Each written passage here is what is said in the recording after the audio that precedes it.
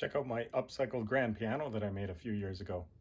So I don't come across too many grand pianos that I need to take to the dump, but a few years ago I came across this one that couldn't hold its tune anymore. Nobody wanted to restore it. So I turned it into a bookshelf. And for anybody who doesn't believe it's a real piano, I left the soundboard decal on there. It was a quiet piano. This one was from, I think, around the 70s or so. And we'll look back here. There's the soundboard and the big beams. Definitely a real piano. So as you can tell, it's standing on its front. What I had to do with the key bed is I cut off the ends. These were about that long because I still wanted to show the key bed on it. And then I hung that. I had to move it. They would have been way down here. I had to move it up to here. Every shelf you see in here is made from the piano. You can see this was actually the lid. I kept the lid hinges on.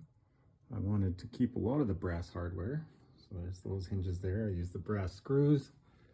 These hold the side blocks on. I kept the caster in there. And then the lyre with the pedals is actually a shelf brace here.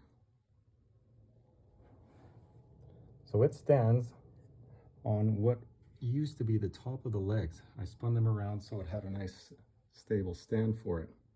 And then because the soundboard looked pretty ugly, I took a bunch of old sheet music, old yellowed sheet music, and I glued that to the soundboard kind of in a random style there.